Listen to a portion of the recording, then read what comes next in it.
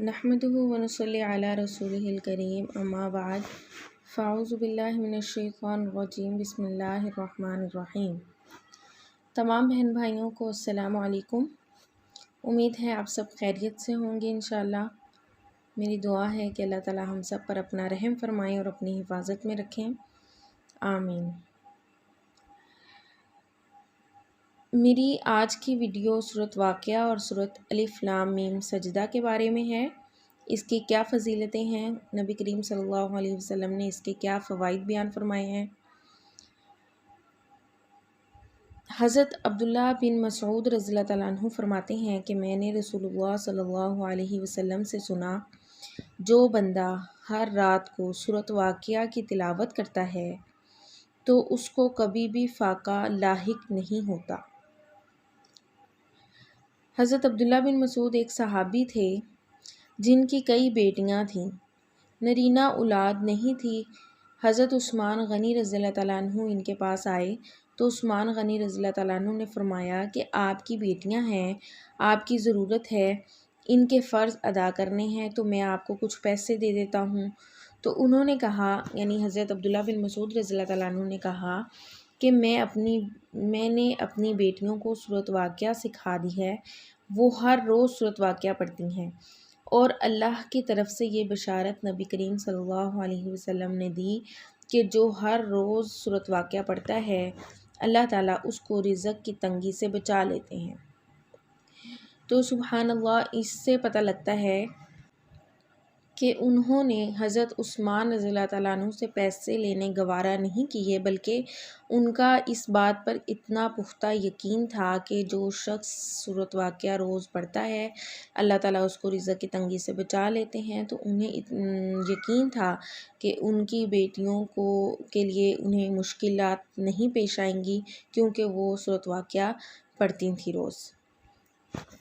تو آج ہم اس سورت کا سب سے بڑا فائدہ یہ ہے کہ انسان جو ہے وہ رزق کی تنگی سے محفوظ رہتا ہے۔ آج ہم لوگ اتنے پریشان ہیں، رزق کی تنگی کے شکوے کرتے ہیں، لیکن ہم اس سورت کی طرف ہمارا دھیان نہیں جاتا۔ تو ہمیں سوچنا چاہیے کہ اللہ تعالیٰ نے قرآن پاک میں ہمارے لیے بہت ساری مسائل کے جو حل ہیں وہ رکھ دیے ہیں ہمارے لیے، تو ہم اگر اس کو استعمال نہیں کریں گے تو پھر شیطان ہمیں اس پر عمل بھی کرنے نہیں دیتا۔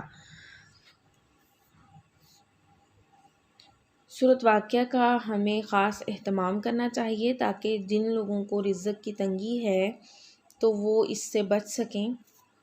اللہ تعالیٰ سب کا حامی و ناصر ہو، اللہ تعالیٰ سب کو مشکلات پریشانیوں سے محفوظ رکھیں۔ سورۃ الف لام میم سجدہ کے بارے میں حضرت جابر رضی اللہ تعالیٰ عنہ فرماتے ہیں کہ نبی کریم صلی اللہ علیہ وسلم ہمیشہ رات کو سونے سے پہلے سورۃ ملک اور سورۃ الف لام میم سجدہ پڑھتے تھے۔ ایک روایت ہے کہ سورۃ الف لام میم سجدہ قیامت کے دن آئے گی اور اس کے 2 بازو ہوں گے، تو وہ اپنے پڑھنے والے پر سایہ فگن ہوگی اور کہے گی، تم پر کوئی گرفت نہیں، تم پر کوئی گرفت نہیں۔ نبی کریم صلی اللہ علیہ وسلم نے فرمایا کہ بے شک جس انسان کے سینے میں قرآن میں سے کچھ بھی نہیں تو اس کی مثال ایسے ہے جیسے ایک ویران گھر۔ تو جس کے سینے میں جتنا زیادہ قرآن ہوگا تو اس کا سینہ اتنا ہی منور ہوگا۔ حدیث مبارکہ میں آتا ہے کہ جو شخص ہر رات کو 10 آیات کی تلاوت کرے گا وہ غافلین کی فہرست میں شامل نہیں کیا جائے گا، اور جو ہر رات 100 آیات کی تلاوت کرے گا تو اللہ تعالیٰ اس کا نام قانتین کی فہرست میں شامل کر دیں گے۔ تو اگر ہم غور کریں تو صرف 100 آیات کی تلاوت سے انسان کا نام جو ہے قانتین میں لکھا جائے گا، تو اس سے بڑھ کر اور ہمیں کیا چاہیے؟ تو اس لیے ہمیں قرآن پاک کو زیادہ سے زیادہ پڑھنے کا شوق پیدا کرنا چاہیے اپنے اندر، اور اس کی عادت ڈالنی چاہیے۔ تو اگر یہ مشکل ہے کہ ہم کافی زیادہ نہیں پڑھ سکتے تو کم از کم 100 آیات تو پڑھ سکتے ہیں روز کے حدیث مبارکہ میں آتا ہے کہ قیامت کے روز جو قرآن پاک ہیں اور روزے اللہ تعالیٰ کے بندے کے حق میں شفاعت کریں گے۔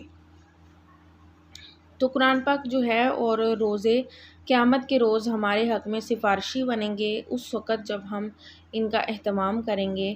اور جو لوگ قرآن پاک کو نہیں پڑھتے تو اور انہیں چاہیے کہ وہ پڑھنا شروع کریں، اس لیے ہمیں اس بات کا زیادہ اہتمام کرنا چاہیے۔ ان فضیلتوں کو سن کر اللہ تعالیٰ سے دعا ہے کہ اللہ تعالیٰ ہمیں قرآن پاک کی پکی اور سچی محبت نصیب فرمائیں، اس پر عمل کرنے کی توفیق عطا فرمائیں۔